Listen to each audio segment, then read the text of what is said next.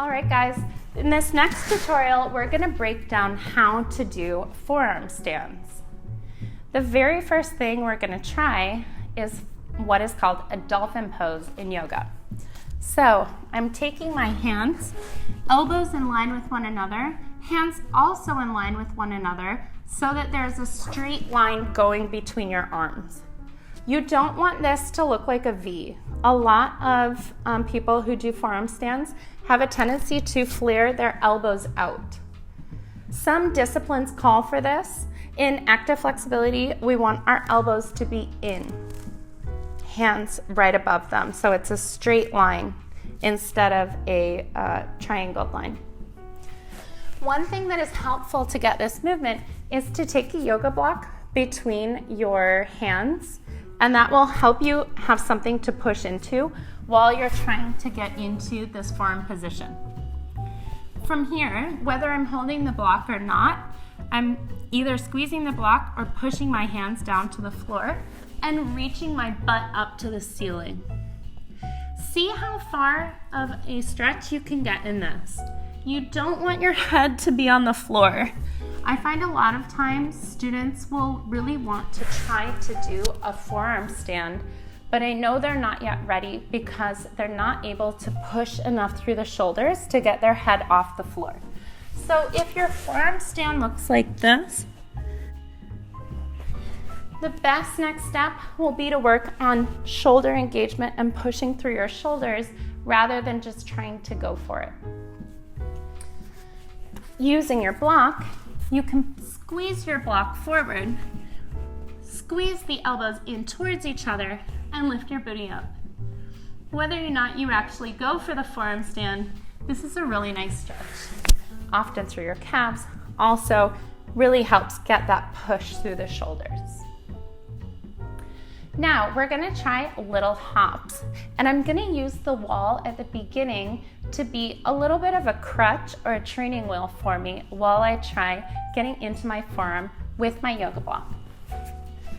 I'm setting up my yoga block about a foot from the wall, holding on, hand on each side, and reaching my dolphin pose. I'm looking my head forward at the wall, not down to the floor, forward at the wall, and then I'm going to kick one leg up.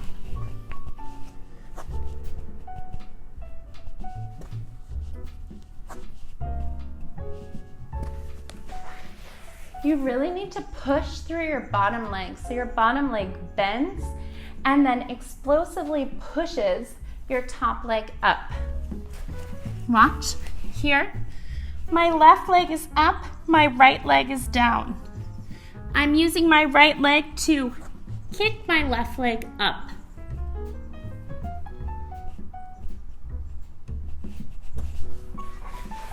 The wall is a really nice crutch because it's a good reminder that you're not going to go anywhere.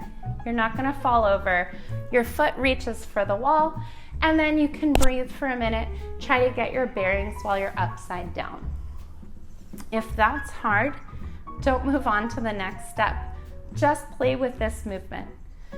I often find that students' most difficult part is the psychological barrier of actually bringing the body over the head.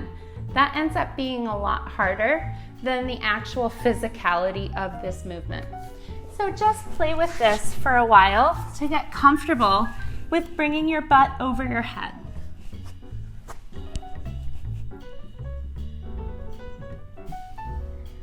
You can take one toe off and play with balancing here too. Once that feels good, we can start taking it to the floor. Again, I'm going to use my block, but I don't have to. This block helps me remember to pull in because I want this parallel line. I don't want the hands out to the side. I'm putting the block down, squeezing my elbows and hands together and using the block as a reminder to do that. From there, my butt reaches over my head and I bend my knee to reach my leg behind me.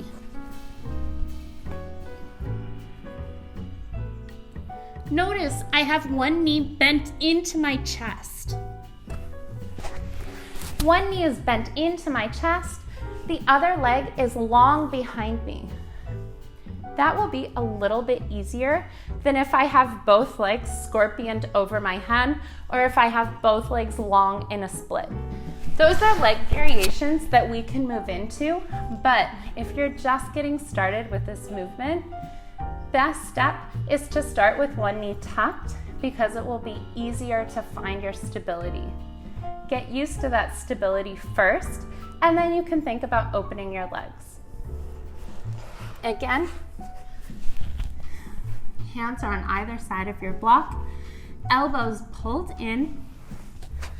I walk my butt over my head, 1, 2, 3, kick.